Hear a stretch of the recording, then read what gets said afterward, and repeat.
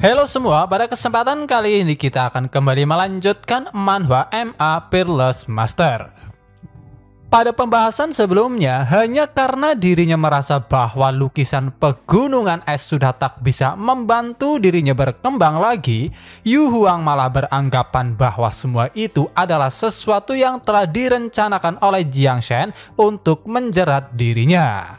Namun karena dia benar-benar sangat membutuhkannya, mau tak mau Yu Huang akhirnya kembali ke kediaman Jiang Shen, dan meskipun dia sedikit berdebat dengan Shu Ling-er dan Ying Lan, akhirnya dia bisa masuk, yang mana kejadian setelah itu semakin membuat kesalahpahaman mereka semakin rumit, sampai-sampai Yu Huang sendiri menyerahkan Ember Phoenix penjara es yang hampir setara dengan kehidupannya. Masuk ke cerita saat ini. Begitu urusan selesai, Yu Huang langsung melesat pergi, yang mana hal itu pastinya semakin membuat Shu Ling-er penasaran dengan hubungan keduanya.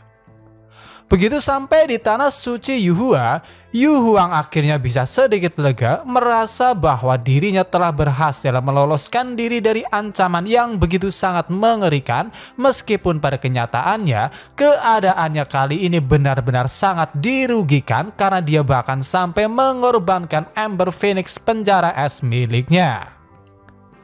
Tapi mau bagaimana lagi, jika aku tidak membayar harga itu, aku mungkin tidak bisa membayarnya, pikir Yu Huang sebelum akhirnya dia membuka lukisan yang baru saja didapatkan. Dan sudah pasti efeknya begitu luar biasa, seolah-olah energi yang terpancar dari dalamnya berhasil membuatnya mendapatkan sebuah pencerahan, seolah-olah dia sedang berdiri di puncak pegunungan es. Jadi begitu, aku sekarang mengerti. Pria itu mengatakan bahwa aku begitu mementingkan suasana lukisan sampai-sampai melupakan lukisan itu sendiri. Itu berarti meski aku terlahir dengan tubuh Phoenix penjara es, aku hanya tahu tubuhku kuat tetapi lalai mengolah jiwaku. Karena hal itulah jiwaku rusak, pikir Yu Huang. Setelah mengetahui makna yang dikatakan oleh Jiang Shen, yang bahkan Jiang Shen sendiri hanya mengarangnya, setelah itu pun Yu Huang kembali melanjutkan latihannya dengan bantuan lukisan tersebut. Secara perlahan, sudut jiwanya yang rusak mulai pulih, bahkan tubuh Phoenix penjara es dan kekuatan jiwa ilahi mulai bersatu. Mau tak mau Yu Huang hanya bisa kagum karena selain membantunya memperbaiki fisik asalnya, kultivasi jiwanya juga mulai meningkat, ibarat sebuah istilah sekali mendayung 2-3 pulau terlampaui. Sadar bahwa secara tak langsung dirinya sedang memuji Jiang Shen, dengan segera Yu Huang berusaha menghilangkan semua rasa kagumnya itu, karena bagaimanapun juga dia berpikir bahwa Jiang Shen merupakan tangan hitam yang ingin menjungkir balikan dunia. Namun sayangnya, meskipun telah berusaha sangat keras, sosok Jiang Shen masih saja terus melintas di pikirannya, bahkan sampai Yu Huang sendiri menganggapnya sebagai sosok yang sangat menawan. Apakah mungkin dia sekarang telah terukir jauh di dalam jiwaku, pikir Yu Huang, yang menambah kesalahpahaman mereka semakin jauh. Apalagi dengan Ember Phoenix penjara es yang telah berada di tangan Jiang Shen, Yu Huang khawatir hidupnya hanya akan dikendalikan olehnya, sehingga jika hal itu sampai terjadi, yang dapat dia lakukan hanyalah berpegang teguh pada hatinya. Sedang serius memikirkan semua kekonyolan itu, tiba-tiba datang orang tak terduga, dan itu adiknya sendiri, Mu Yun Huang, yang terlihat tampak berseri-seri dan bersemangat. Ditanya apa tujuannya datang, Mu Yun Huang lantas berkata bahwa besok dia akan pergi ke alam suci Yuhua, yang mana hal itu benar-benar membuat Yu Huang terkejut karena bagaimanapun juga alam suci Yuhua adalah tempat latihan milik tanah suci Yuhua. Intinya, alam suci Yuhua bukanlah tempat latihan biasa karena di tempat itu selain memiliki aura langit dan bumi yang sangat kuat, ada juga berbagai persepsi atau peninggalan yang ditinggalkan oleh nenek moyang tanah suci, sehingga jika seseorang dikenali sebagai ahli waris sejati, maka orang tersebut berhak menerima salah satu dari persepsi tersebut.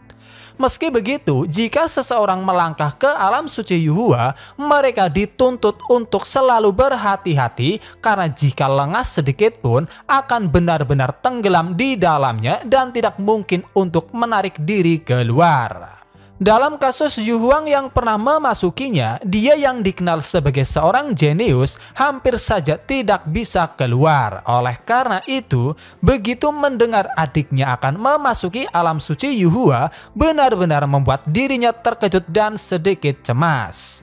Namun karena mungkin dengan hubungan mereka yang saat ini sedikit tidak akur, yang dapat dia katakan sebagai seorang kakak adalah menyuruh Mu Yun Huang untuk berhati-hati.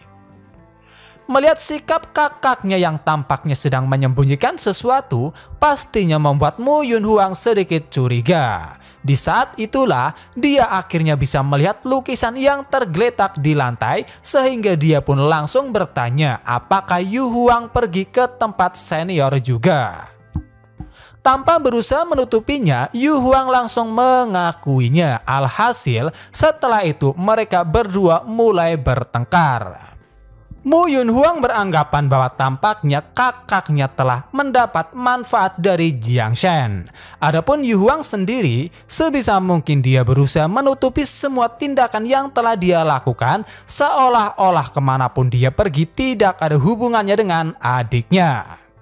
Karena keduanya sama-sama keras kepala, semakin lama pertengkaran mereka semakin memanas, khususnya dari pihak Mu Yun Huang yang benar-benar kesal dengan sikap kakaknya, karena kakaknya lah yang melarangnya untuk mengunjungi Jiang Shen. Akan tetapi malah dialah yang pergi, seolah-olah ingin memonopoli Jiang Shen. Kau bilang padaku kalau senior Jiang sangat menakutkan, tapi kau malah mendapat manfaat darinya dan mengeluarkan sebuah lukisan. Jika kau benar-benar berpikir demikian, berikan saja lukisan itu padaku. Aku akan mengembalikannya ke senior, ucap Mu Yun Huang yang menganggap bahwa kakaknya benar-benar tidak tahu malu. Sudah pasti Yu Huang menolak keras permintaan adiknya, apalagi lukisan tersebut dia beli dengan hidupnya sendiri. Akan tetapi, Mu Yun Huang menganggap bahwa tindakan kakaknya semata-mata karena didasari oleh rasa takut, yang mana sang kakak merasa statusnya terancam setelah sang adik membangunkan tubuh Dao Phoenix abadi. Dengan berbekal pemikiran konyol itu, Mu Yun Huang memutuskan untuk tidak mempermasalahkan kakaknya yang mengunjungi Jiang Shen dan malah akan mendukungnya. Namun semua itu dengan satu catatan, Yu Huang tidak boleh mengambil keuntungan dari kebaikan Jiang Shen dan memfitnahnya, karena bagaimanapun juga dari sudut pandang Mu Yun Huang, Jiang Shen adalah sosok yang sangat luar biasa, bahkan dia sendiri tidak menyangka sosoknya akan mampu mengguncang kesucian saudari perempuannya. Sehubungan dengan itu juga, Mu Yun Huang akhirnya bertekad bahwa setelah dia keluar dari alam suci Yuhua, dia akan berjuang untuk merebut gelar Shine kakaknya agar bisa memberikan kejutan pada Jiang Shen. Kalau begitu aku akan pergi, ucap Mu Yun Huang yang langsung melesat entah kemana. Sementara itu di Istana Langit Yuhua, melanjutkan diskusi sebelumnya, Yu Shenji dan bawahannya masih saja membicarakan tentang rencana yang telah mereka susun sehubungan dengan perjanjian leluhur Tanah Suci Xingyun dengan Tanah Suci mereka.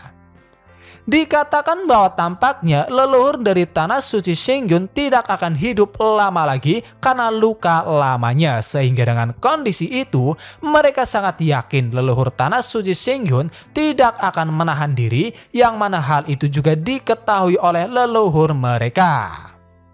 Karena persiapan mereka juga tampaknya telah siap, Yu Senji lantas menyuruh mereka untuk bersiap-siap dan yang paling utama jangan sampai informasi tersebut bocor keluar karena Yu Senji sangat yakin jika sampai bocor itu akan menjadi pukulan besar bagi mereka. Sementara itu, sekitar 5.000 mil dari tanah suci Yuhua dapat terlihat ada seorang lelaki tua yang sedang melakukan perjalanan sambil ditemani oleh seseorang bernama Tantai Yunlan. Dari pembicaraan mereka dapat dipastikan pria tua tersebut ternyata leluhur dari tanah suci Xingyun dan dia bernama Xing Yunzi. Xing Yunzi berkata bahwa dia memiliki beberapa hal yang harus dilakukan karena di pertarungan sebelumnya dia telah kehilangan langkah terakhir yang membuat hidupnya tidak lama lagi. Menanggapi itu, Yunlan lantas berkata bahwa apapun keputusan Xing Yunzi sebagai seorang murid dia akan selalu bersamanya. Oke, mari kita pergi. Tapi masih ada 3 hari sebelum pertunjukan Baizi. Jadi kita bisa luangkan waktu, ucap Xing Yunzi. Baru saja ingin melanjutkan perjalanan, tiba-tiba Yunlan melihat sesuatu yang menarik perhatiannya dan itu ternyata rumah Jiang Shen yang pastinya hanya bisa membuat mereka bertanya-tanya mengapa ada rumah di hutan belantara. Sementara itu di dalam rumah, Jiang Shen terlihat sedang memainkan zithernya. Yinglan dan Shuling-er yang menyaksikan hanya bisa terkagum-kagum pada permainannya yang membuat energi di dalam tubuh mereka seolah-olah mulai mendidih dan meningkat meskipun Jiang Shen sendiri merasa bahwa tindakannya semata-mata hanya karena ingat sudah lama tidak bermain zither dan ingin bersantai. Tak mungkin menenangkan keduanya yang sudah tersesat pada dunianya sendiri, Jiang Shen berniat mengakhiri permainannya. Di saat itulah, tiba-tiba dari arah pintu ada sebuah bayangan seseorang di luar yang membuat Jiang Shen bertanya-tanya, apakah ada seorang pengunjung? Begitu membukanya, keterkejutan langsung menghampiri Jiang Shen karena orang yang datang ternyata Xing Yunzi yang penampilan wajahnya tak sesuai dengan tubuhnya yang terlihat sangat tinggi. Bahkan Shuling-er dan Yinglan sampai berteriak terkejut. Mengabaikan keterkejutan mereka, Xing Yunzi lantas bertanya, apakah Jiang Shen yang memainkan zither sebelumnya? Begitu dijawab iya, Xing Yunzi tiba-tiba melompat yang mana dari awal dia ternyata duduk di atas kepala seorang wanita yang pastinya itu adalah Yunlan dan sudah pasti kenyataan itu kembali membuat ketiganya terkejut. Kita mundur sedikit ke belakang. Setelah Yunlan melihat rumah Jiang Shen, Xing Yunzi segera mengeceknya dan dia tahu di dalam ada satu manusia fana dan 2 orang kultivator. Meskipun dia benar-benar bingung melihat seorang manusia biasa tinggal di hutan belantara yang bahkan dekat dengan tanah suci Yuhua, pada akhirnya mereka memutuskan untuk pergi mengeceknya. Apalagi Yunlan terlihat sangat penasaran karena dari kecil dia belum pernah melihat manusia biasa. Namun satu hal yang pasti, dia yang juga seorang pemain zither merasa bahwa permainan zither yang terdengar benar-benar berbeda dari yang pernah dia dengar sebelumnya. Kembali lagi ke waktu saat ini. Yunlan lantas menjelaskan bahwa tujuan mereka datang karena dia juga mempelajari seni zither dengan cukup mendalam. Oleh karena itu, setelah secara tak sengaja mendengar permainan zither Jiang Shen yang luar biasa, dia berharap Jiang Shen mau mendengarkan permainan zithernya. Jika ada kekurangan, bisakah senior memberiku saran, tambah Yunlan. Dengan sukarela, Jiang Shen menerima tawaran tersebut karena apa yang ada di dalam pikirannya saat ini, dia menganggap bahwa keduanya merupakan pelanggan potensial hanya karena zither yang dibawa oleh Yunlan jauh lebih mahal daripada miliknya. Singkat cerita, dengan segera Yunlan bersiap-siap, kemudian dia pun memulai permainannya. Begitu alunan musik terdengar, Yinglan dan Schulinger hanya bisa kagum pada permainan zither Yunlan yang sangat luar biasa, seolah-olah musik yang dimainkan menyatu dengan dunia sekitar. Namun satu hal yang pasti, metode latihan yang dilakukan oleh Yunlan tidak sembarangan orang bisa melakukannya karena hanya mereka yang memiliki tubuh suci Tianyin yang legendaris yang bisa melakukannya. Hanya dengan informasi itu, mereka berdua akhirnya bisa mengetahui identitas asli dari keduanya. Apalagi, keduanya bisa dikatakan sebagai keberadaan yang sangat bergengsi di seluruh dunia kultivasi, khususnya Xing Yunzi.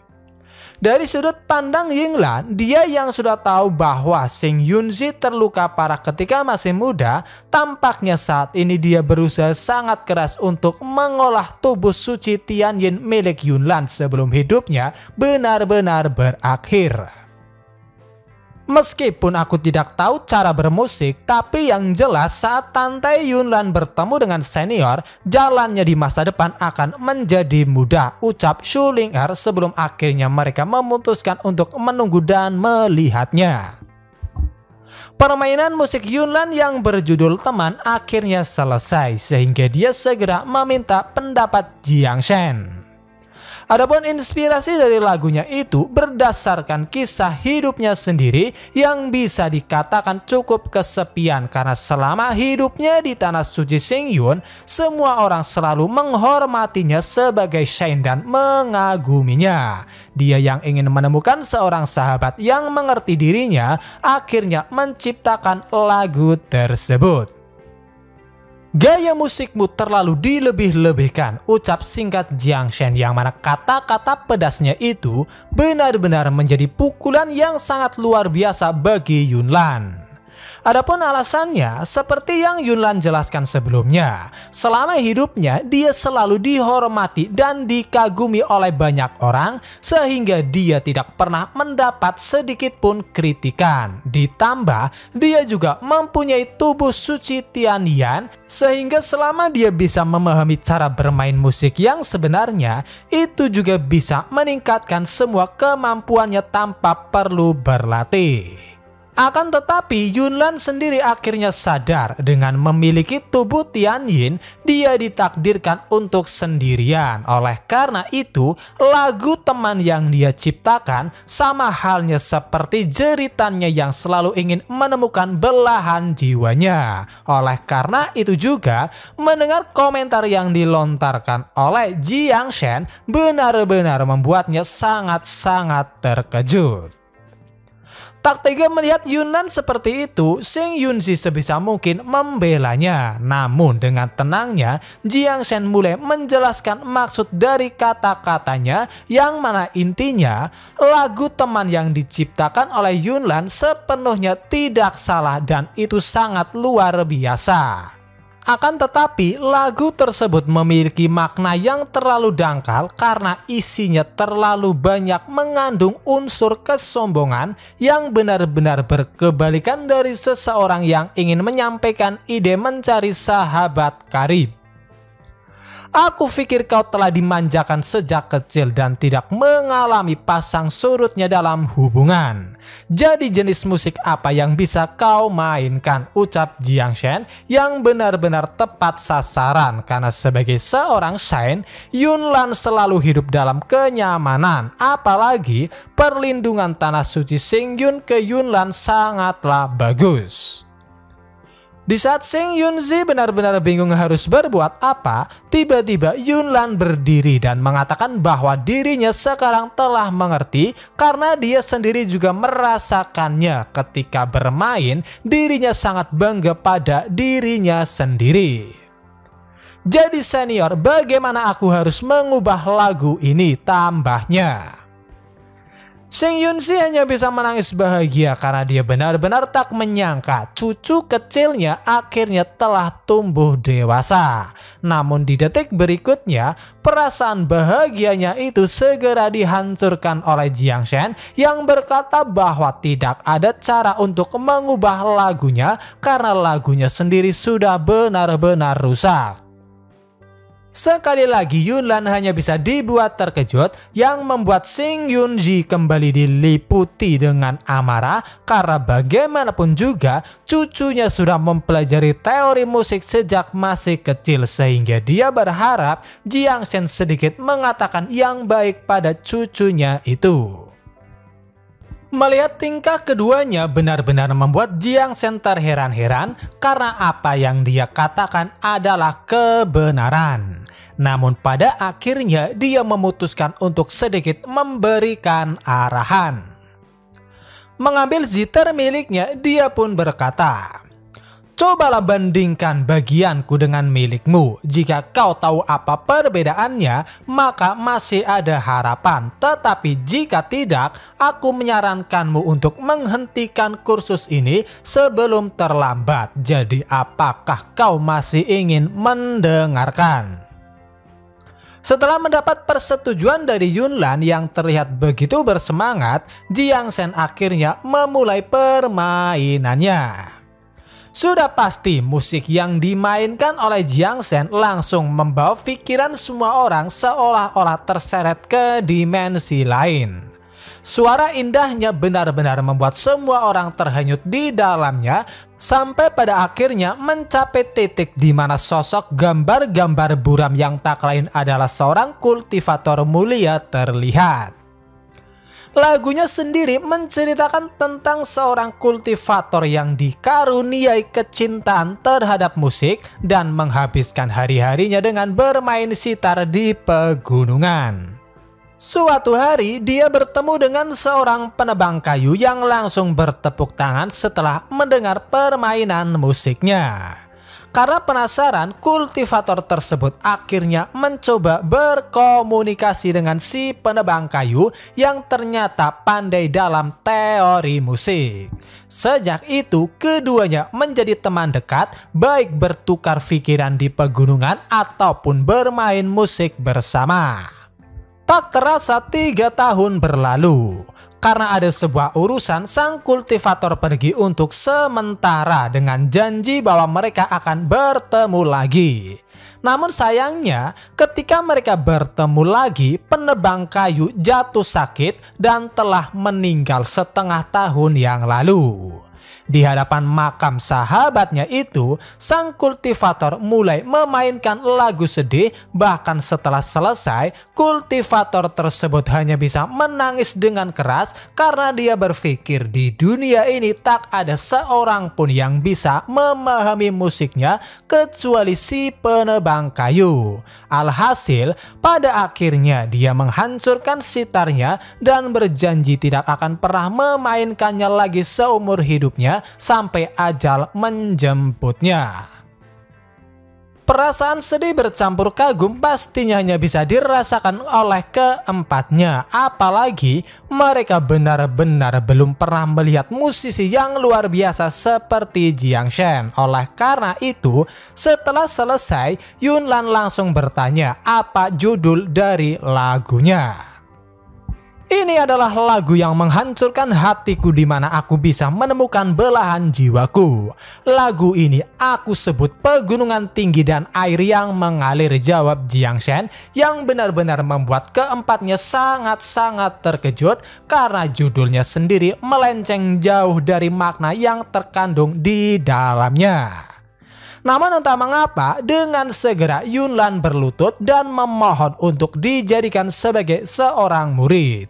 Bahkan Shin Yunji sampai berkata akan melewati air dan api asalkan cucunya bisa diangkat sebagai murid. Tentu saja, tapi aku hanya akan mengajari teori musik, jawab singkat Jiang Shen, dan ketika dia menyuruh mereka untuk datang setiap hari karena belajar teori musik butuh kesabaran, Yunlan langsung menjawab bahwa mereka akan membangun rumah kayu di sebelah. Setelah kejadian itu, entah mengapa perasaan Shuling-er sedikit cemas sehingga dia hanya bisa berharap Yunlan tidak akan lama tinggal di tempat ini, karena bisa dikatakan Shuling-er benar-benar cemburu karena semakin banyak wanita yang mendekati Jiang Shen. Padahal terakhir kali ada Yu Huang yang juga menyandang gelar Shine. Itu benar, mereka hanyalah guru dan murid. Tetap saja aku punya peluang yang lebih baik, jadi aku harus bekerja keras di masa depan dan akan melampaui mereka, ucap Su Ling-er yang sebisa mungkin berpikiran positif. Sementara itu di sisi lain, saat ini Shin Yun-si benar-benar diliputi dengan keterkejutan yang sangat luar biasa karena dia akhirnya bisa melihat koleksi milik Jiang Shen, di antaranya barang-barang yang diperoleh dari penjualan sebelumnya. Namun satu hal yang pasti, setelah melihat segel Kaisar Dayan, Shin Yun-si hanya bisa bertanya-tanya apakah mungkin kemenangan dinasti Dayan terkait dengan Jiang Shen. Sedang serius memikirkan itu semua, tiba-tiba Jiang Shen memanggil dan langsung berkata, "Tuan yang terhormat, hidupmu tidak akan lama lagi." Meskipun awalnya terkejut, Shin Yun-si kembali tenang karena dia sendiri tahu kehidupannya tidak akan lama lagi. Ditanya apakah dia tidak pernah berpikir tentang menyembuhkannya, Shin Yun-si lantas berkata bahwa dia telah mencoba banyak cara tetapi semuanya sia-sia. Padahal di masa mudanya dia terkenal di dunia kultivasi immortal sebagai orang yang kuat di dunia ini. Namun dia benar-benar tak menyangka cedera yang dialami merupakan cedera asal, yang mana bisa dikatakan asal yang dimaksud merupakan inti dari seorang kultivator, sehingga jika seseorang tidak mempunyai asal, mereka tidak mungkin bisa menjadi seorang kultivator. Aku sudah putus asa selama bertahun-tahun. Sekarang keinginanku hanyalah menyelesaikan janji temu dan membantu kultivasi Yunlan, tambah Shin Yun-si yang tampaknya benar-benar sudah pasrah akan takdirnya karena dia juga telah melakukan berbagai cara untuk bisa menyembuhkannya meskipun hasilnya nihil. Tunggu sebentar, tidak perlu perpisahan hidup dan mati seperti itu. Kau hanya salah metode latihan. Jika metode yang digunakan tepat, masalahmu bisa dengan mudah diselesaikan, ucap Jiang Shen dengan entengnya, menganggap bahwa Shin Yun-si terlalu membesar-besarkan masalah tersebut yang dengan mudah bisa dia selesaikan. Pastinya kata-kata itu benar-benar membuat Shin Yun-si terkejut sehingga dia mencoba memastikannya sekali lagi. Dari apa yang dijelaskan oleh Jiang Shen, masalah yang dialami oleh Shin Yun-si bukan pada obatnya tetapi cara latihannya, sehingga jika metodenya benar, semua masalah akan teratasi. Merasa bahwa Jiang Shen tampaknya benar-benar tidak mengerti tentang masalahnya yang berasal dari sumber asli miliknya yang rusak, hal itu kembali membuat Shin Yun-si bersedih. Namun di sisi lain, dengan tatapan seriusnya, Jiang Shen lantas berkata bahwa jika dia mengatakan bisa, maka metodenya pasti bisa, sehingga hanya bergantung pada Shin Yun-si yang mau atau tidak untuk disembuhkan.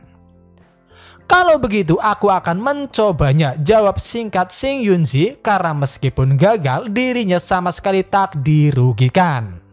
Mengatakan bahwa dia mempunyai sesuatu yang spesial untuk Shin Yun-si, Jiang Shen akhirnya pergi untuk mengambilnya. Adapun Shin Yun-si masih saja dia sedikit meragukannya karena metode yang disarankan oleh Jiang Shen belum pernah ada sejak zaman kuno. Tak butuh lama Jiang Shen akhirnya kembali. Adapun yang dia ambil ternyata hanya sebuah buku yang dari sudut pandang Shin Yun-si, buku tersebut memiliki vitalitas yang begitu luar biasa.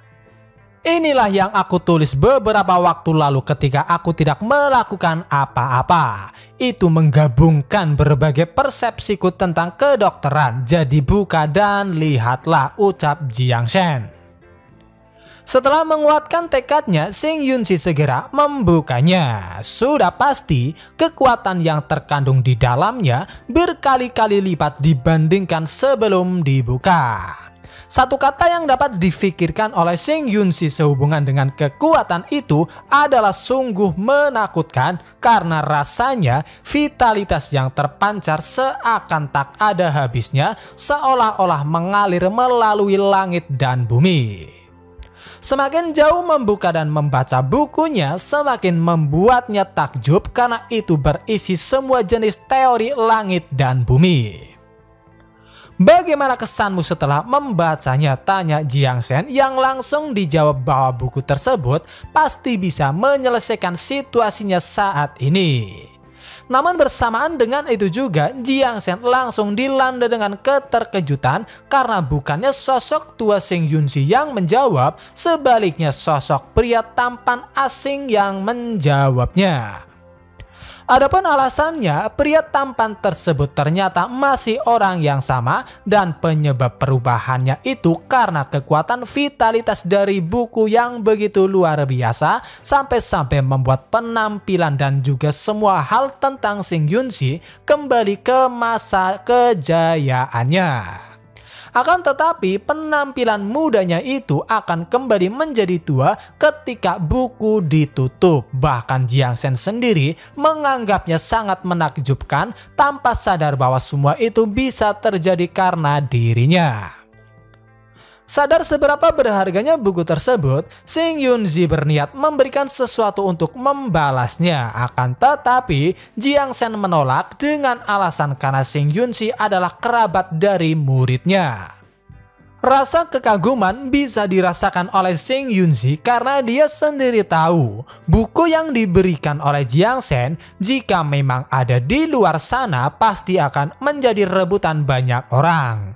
Namun di tempat ini dengan mudahnya Jiang Shen memberikannya secara sukarela kepada dirinya tanpa mengharapkan imbalan apapun yang membuat sosoknya benar-benar seperti seorang master sejati yang tiada tara. Singkat cerita, pada akhirnya Seng Yunzi yang tahu diri tetap ingin memberikan sesuatu sebagai balasannya. Oleh karena itu, dia segera mengeluarkan sebuah benda yang bisa dikatakan hampir sebanding dengan buku tersebut, dan itu adalah token suci Xingyun. Token suci Xingyun sendiri konon katanya merupakan benda yang diukir oleh leluhur tanah suci Xingyun dan itu adalah satu-satunya yang ada di dunia. Menggunakan token tersebut, tanah suci Xingyun bisa melakukan 3 hal tanpa syarat, yang mana dengan kata lain, dengan memegang token tersebut, bahkan Holy Master dari tanah suci Xingyun akan menundukkan kepalanya. Namun sayangnya Jiang Shen sama sekali tidak mengetahui akan hal itu karena yang ada di dalam pikirannya sekarang, jika memang tidak mempunyai emas ataupun perak, alangkah baiknya Seng Yunzi memberinya sesuatu yang bisa ditukar dengan sejumlah uang. Meskipun kurang puas dengan semua itu, karena memang dari awal niat Jiang Shen memberikan buku tersebut secara cuma-cuma, dia pun menerima baik niat Seng Yunzi lalu dengan santainya menempatkan token suci di samping segel kaisar. Adapun Seng Yunzi setelah berpisah dengan Jiang Shen, ketika ditanya oleh cucunya apa yang sebenarnya telah terjadi, dia mulai bertingkah layaknya anak-anak yang kegirangan sambil berkata bahwa mungkin dirinya tidak akan mati. Singkat cerita, seperti yang dijelaskan sebelumnya, dalam waktu singkat Yunlan benar-benar membangun rumah kayu di sebelah kediaman Jiang Shen sewaktu Jiang Shen sedang pergi ke kota. Meskipun awalnya terkejut, Jiang Shen memutuskan untuk tidak mempermasalahkan semua itu dan mulai mempersiapkan makan malam. Tusanmu adalah satu-satunya orang yang baru mengetahui tentang semua kejadian yang ada di sekitar tuannya, karena bagaimanapun juga setelah berevolusi dia selalu tertidur pulas dan baru terbangun. Lupakan saja, mari kita memikirkannya setelah makan. Ekorku sekarang sudah 7, jadi selama aku terus makan tidak akan butuh waktu lama untuk memulihkan pembuluh darah dewaku, pikir tusanmu yang menganggap bahwa makanan Jiang Shen jauh lebih utama ketimbang memikirkan masalah saat ini, khususnya Yunlan dan Seng Yunzi. Singkat cerita, untuk beberapa hari berikutnya, Jiang Shen masih terus melakukan pengobatan akupuntur pada Su Ling'er. Di sisi lain, dia juga mulai mengajari Yunlan pengetahuan tentang teori musik, dan pada akhirnya dia juga menjawab beberapa pertanyaan yang diajukan oleh Xing Yunzi tentang menjaga kesehatan. Namun satu hal yang pasti, meskipun kehidupannya menjadi lebih sibuk, Jiang Shen tetap menikmatinya. Bahkan Yunlan dan Su Ling'er yang sebelumnya tidak mengenal satu sama lain, secara perlahan mereka mulai saling menyayangi dan menjadi teman dekat, tak terkecuali Xing Yunzi dan juga Yinglan. Saking damainya kehidupan mereka benar-benar membuat keempatnya sangat nyaman, sampai-sampai mereka mulai bertanya-tanya, mengapa dengan umur panjang mereka khususnya para kultivator selalu berkelahi dan membunuh. Setelah itu, untuk sementara waktu hari-hari mereka berlalu dengan damai dan menyenangkan, sampai suatu hari kedamaian mereka sedikit terganggu oleh kedatangan orang tak terduga, dan itu adalah Kaisar Tusan atau ayah Tusanmu. Jadi, apakah tempatmu di penjara di dekat sini? Ucapnya masih penuh dengan amarah. Bisa merasakan kehadiran Kaisar Tusan, mereka berempat hanya bisa bertanya-tanya apa yang harus dilakukan, karena secara kebetulan Jiang Shen sedang tidur siang, yang mana jika dia tidak pergi ke kota, pasti dia akan tidur siang sekitar 2 jam setiap hari. Pada akhirnya, Xing Yunzi adalah orang yang pergi untuk menemuinya. Bahkan Yunlan sangat yakin bahwa semuanya akan baik-baik saja, karena bagaimanapun juga Xing Yunzi adalah leluhur dari tanah suci Xingyun. Tidak masalah jika sesuatu terjadi dengan adanya senior, bahkan jika itu adalah keberadaan yang kuat, tidak mungkin untuk menerobos masuk, ucap santai Su Ling'er yang juga disetujui oleh Yinglan. Sementara itu, Tusanmu yang sedang berbaring akhirnya terbangun karena dia bisa merasakan aura milik ayahnya. Kembali lagi ke Kaisar Tusan. Setelah memastikan keberadaan putrinya, dia pun segera mendarat di hutan, dan di detik berikutnya Xing Yunzi akhirnya muncul di depannya. Xing Yunzi, apa yang kau lakukan di sini? Tanya Kaisar Tusan yang ternyata mereka berdua saling kenal. Tanpa berusaha menjawabnya, Xing Yunzi langsung menyuruhnya pergi. Namun pastinya Kaisar Tusan menolak gagasan itu, dan sebaliknya dia menyuruh Xing Yunzi untuk tidak menghalangi jalannya yang ingin berurusan dengan Jiang Shen yang dianggap sebagai manusia biasa yang telah mengurung putrinya. Xing Yunzi hanya bisa mengejek Kaisar Tusan yang tampaknya salah memahami sesuatu, sehingga sekali lagi dia berusaha menyuruhnya untuk pergi sebelum terlambat, karena mau sekuat apapun Kaisar Tusan, tak mungkin dia bisa mengalahkan Jiang Shen. Cepat singkirkan energi iblismu itu, jangan ganggu tidurnya Kaisar Rubah dari klan Rubah Tusan, tambahnya. Entah mengapa setelah mendengar itu Kaisar Tusan menjadi semakin marah karena dia beranggapan bahwa Jiang Shen sedang tidur bersama dengan putrinya. Alhasil, tanpa berbasa-basi lagi dia langsung mendekat dan menyerang. Tak mungkin diam saja, Xing Yunzi segera mengeluarkan buku yang dia dapatkan sebelumnya, yang dalam waktu singkat mampu mengubah dirinya ke bentuk masa mudanya, yang mana hal itu pastinya benar-benar membuat Kaisar Tusan terkejut. Namun karena rasa marah, dia pun kembali menyerang, yang mana pertarungan mereka benar-benar terlihat sangat luar biasa. Kaisar Tusan, aku harap kau mendengarkan saranku. Di belakangku adalah orang yang sangat kuat yang sedang mengasingkan diri. Jika kau menyinggung perasaannya, jangankan putrimu, bahkan kau akan dihukum berat, ucap Xing Yunzi yang sekali lagi berusaha memperingatinya. Melihat bahwa Kaisar Tusan sama sekali tak mendengarkan nasihatnya, Sing Yunzi yang berpikir bahwa mereka tidak boleh mengganggu tidur siang Jiang Shen pada akhirnya memutuskan untuk sedikit lebih serius. Oleh karena itu, dengan bantuan buku tersebut, dia pun mengeluarkan kekuatan penuhnya yang sekali lagi membuat pihak lawan terkejut karena kekuatan yang terpancar seolah-olah menutupi semua langit dan sekelilingnya. Tak mau kalah, Kaisar Tusan juga segera menyiapkan teknik andalannya, dan itu adalah cakar abadi rubah Tusan yang berhadapan langsung dengan teknik milik Sing Yunzi, yaitu jari penjara langit Xin Yun.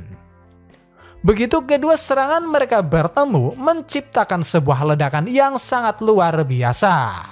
Melihat itu, Yunlan hanya bisa cemas karena teknik jari penjara langit Xin Yun mengharuskan kakeknya membakar darah abadi miliknya.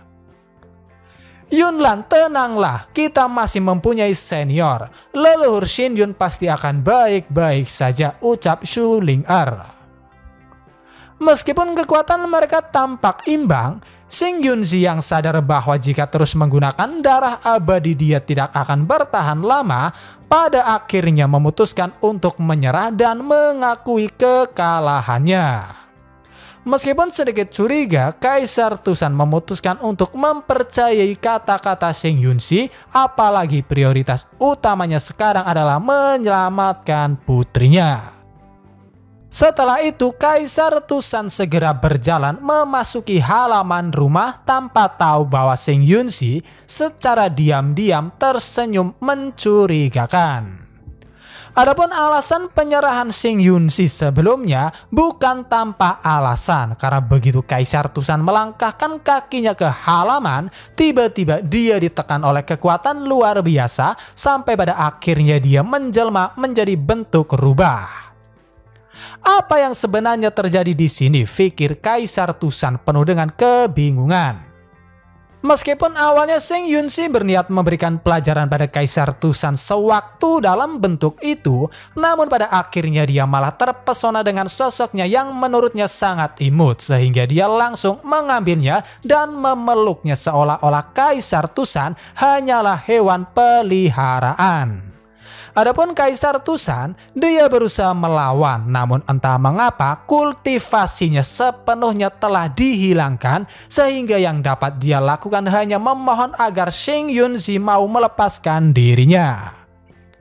Merasa bahwa keadaan di luar sudah tenang, Yunlan dan juga yang lainnya akhirnya keluar, dan karena mereka juga baru pertama kali melihat sosok muda Sing Yunzi, pastinya membuat mereka hanya bisa bertanya-tanya, siapakah pria tampan itu?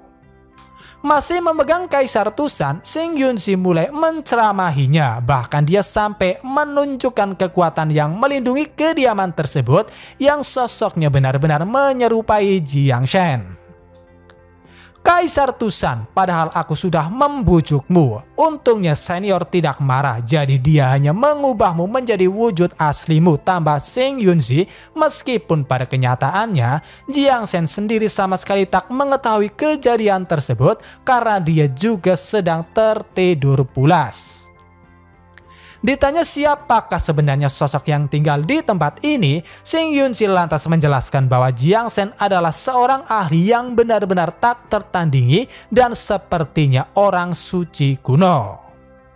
Meskipun terdengar aneh karena orang sehebat itu tinggal di hutan belantara, Sing Yunzi hanya bisa berkata bahwa dia juga tak sepenuhnya mengetahui niat Jiang Shen, apalagi metode orang bijak kuno selalu bertentangan dengan langit. Oleh karena itu, tempat ini bisa dikatakan sebagai dunia tersembunyi yang diciptakan oleh Jiang Shen yang tidak mempunyai obsesi lain kecuali menjadi manusia biasa. Mendengar semua omong kosong itu yang benar-benar berkebalikan dari apa yang sebenarnya terjadi, Kaisar Tusan mulai memarahi Sing Yunzi yang katanya tidak secara detail menjelaskan semua itu. Alhasil, Kaisar Tusan kali ini benar-benar sangat bingung harus berbuat apa, Karena dia sendiri juga khawatir kejadian di zaman kuno akan terulang kembali, yang mana meskipun keluarga Kaisar Rubah sangat kuat, karena sedikit kecerobohan mereka akhirnya ditangkap dan dibesarkan di penangkaran layaknya hewan peliharaan oleh beberapa orang kuat. Tiba-tiba ada seseorang yang memanggil dan itu adalah Tusanmu, sehingga Kaisar Tusan segera pergi untuk menghampirinya dan untuk sementara waktu keduanya saling berpelukan layaknya seorang ayah dan anak yang lama tak bertemu. Ditanya apakah dirinya baik-baik saja, dengan ekspresi bahagia di wajahnya, Tusanmu menjawab bahwa dia baik-baik saja. Bahkan Jiang Shen yang sudah dianggap sebagai tuan memperlakukan dirinya sangat baik. Sehubungan dengan itu juga, dia sampai menunjukkan perkembangannya yang telah berhasil menumbuhkan ekor ketujuh, yang mana hal itu pastinya benar-benar membuat Kaisar Tusan terkejut sekaligus bingung. Apa ekor ketujuh? Apakah kau sudah berevolusi ke ekor ketujuh? Bukankah sebelumnya kau berekor 6? Jadi apa yang sebenarnya terjadi? Teriak Kaisar Tusan. Singkat cerita, setelah itu secara perlahan Tusan memulai menceritakan semua yang telah terjadi, yang mana inti dari ceritanya itu sehubungan dengan perlakuan Jiang Shen, khususnya makanan yang dia buat yang dapat membuatnya berevolusi. Setelah mendengar itu, untuk sementara waktu Kaisar Tusan mulai tersesat dalam pikirannya sendiri, memikirkan tentang situasinya saat ini, khususnya masa depan klan Rubah Tusan. Dia sangat yakin dengan adanya makanan tersebut yang katanya sekelas dewa, meskipun hanya beberapa orang jenius di klan yang menerimanya, bangkitnya klan Rubah Tusan hanyalah masalah waktu. Akan tetapi Kaisar Tusan sendiri sadar semuanya tak mungkin bisa berjalan sesuai dengan keinginannya, apalagi dengan agresif dia dan juga bawahannya sebelumnya berniat menyerang kediaman ini. Dengan pemikiran cerdasnya, Kaisar Tusan yang sedikit merasa bersalah memutuskan untuk tidak terlalu mengejar keinginan egoisnya itu, karena yang terpenting putri kesayangannya saat ini telah diurus oleh Jiang Shen, yang mana hal itu sudah lebih dari cukup baginya. Kalaupun ingin tetap melanjutkan, Kaisar Tusan sendiri sadar bahwa itu sangatlah mustahil setelah secara langsung melihat kekuatan Jiang Shen. Oleh karena itu, dia berharap Jiang Shen tidak terlalu memperhatikan masalah yang telah dia timbulkan. Ini adalah keberuntunganmu untuk bisa mengikuti senior. Apapun yang terjadi di masa depan, kau tidak boleh pergi tanpa izin senior. Jika memungkinkan, aku harus membalas kebaikan ini di masa depan, ucap Kaisar Tusan pada putrinya. Bahkan dia juga meminta tolong pada Yunlan dan Shu Ling'er untuk mengawasi putrinya dan menegurnya jika dia berbuat salah. Ayah, temuilah senior, dia lembut dan tidak akan pernah menyalahkanmu, ucap Tusanmu. Akan tetapi Kaisar Tusan langsung menolak karena dia merasa untuk saat ini dirinya tidak pantas bertemu dengan Jiang Shen, sehingga sudah bisa dimaafkan oleh Jiang Shen saja sudah merupakan belas kasih yang sangat besar.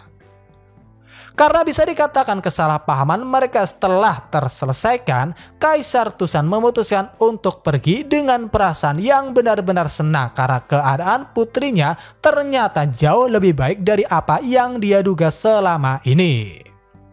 Setelah ayahnya pergi, Tusanmu hanya bisa menghela nafas lega karena ayahnya ternyata tidak membawanya pergi dengan paksa. Namun satu hal yang pasti, meskipun harus memilih antara ayahnya atau Jiang Shen, Tusanmu lebih memilih untuk tetap berada di sisi Jiang Shen. Apalagi saat ini ada juga Shu Ling'er dan Yunlan yang sudah seperti kakak perempuan baginya. Ketika aku berada di tempat ini, aku merasa lebih baik bagiku untuk menjadi rubah kecil selamanya, pikir Tusanmu. Oke semua, mungkin cukup sampai di sini dulu video pembahasan kali ini. Terima kasih buat kalian yang sudah menonton dan sampai jumpa lagi di video berikutnya.